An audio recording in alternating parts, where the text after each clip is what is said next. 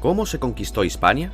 La conquista y administración de la península ibérica, la futura Hispania romana, se desarrolló a lo largo de 3 fases. La primera fase tiene lugar durante la Segunda Guerra Púnica, entre el 218 y el 201 a.C., donde Cartago y Roma se repartieron áreas de influencia con frontera en el río Ebro. Destaca el ataque cartaginés a Sagunto y el desembarco romano en Ampurias. Tras la guerra, los romanos conquistarían el sur y el levante entre los años 218 y 197 a.C. La segunda fase destaca por sus enfrentamientos con los lusitanos, donde destacamos al célebre caudillo Viriato. Fue traicionado por algunos compañeros, acuñándose la famosa frase «Roma no paga a traidores».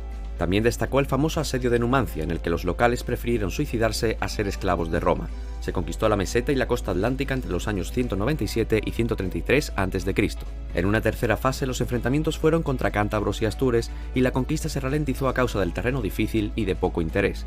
La conquista de la cornisa cantábrica culminó en los años 29 y 19 a.C., ya en tiempos de Augusto. ¿Cómo evolucionaron las provincias de Hispania? A medida que se conquistaba la península ibérica, se empezó a dividir en provincias para su administración, que fue cambiando a lo largo de los años. En el 197 a.C. tenemos la primera división provincial con Hispania Ulterior, con capital en Córdoba, Córdoba, e Hispania Citerior, con capital en Tarraco, Tarragona.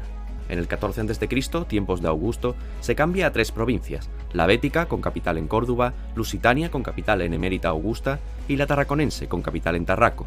A comienzos del siglo III después de Cristo, Caracalla propondrá una nueva provincia, la Galaecia, con capital en Bracara Augusta, hoy Braga. En el 297 después de Cristo, Diocleciano crearía la cartaginense, desgajada de la tarraconense, con capital en Cartagonova, actual Cartagena. Y finalmente, en el 385 después de Cristo, bajo el mando de Teodosio, se crearía la Balearica en las Islas Baleares, con capital en Pollentia, en Mallorca. ¿Cómo era la sociedad y la economía en la Hispania romana?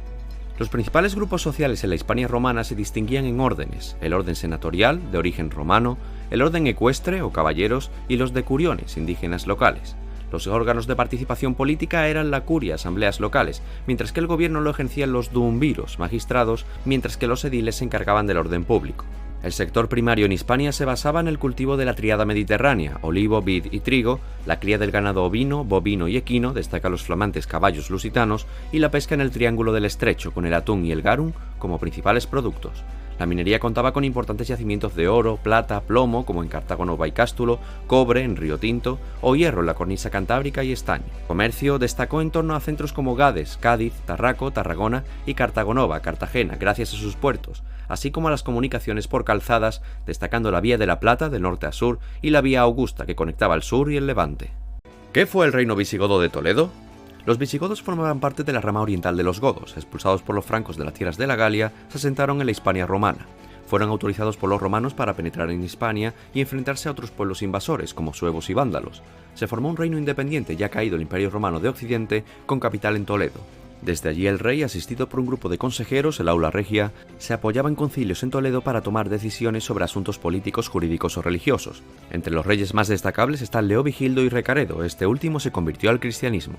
Se tendió a la ruralización de la sociedad, llevando a la concentración de la propiedad en manos de la nobleza, instaurándose anticipos del régimen señorial. La incapacidad de la monarquía para mantener la autoridad llevó a una época de crisis que aprovecharían los musulmanes a comienzos del siglo VIII. Sígueme para más en YouTube, El Rincón de Joselillo.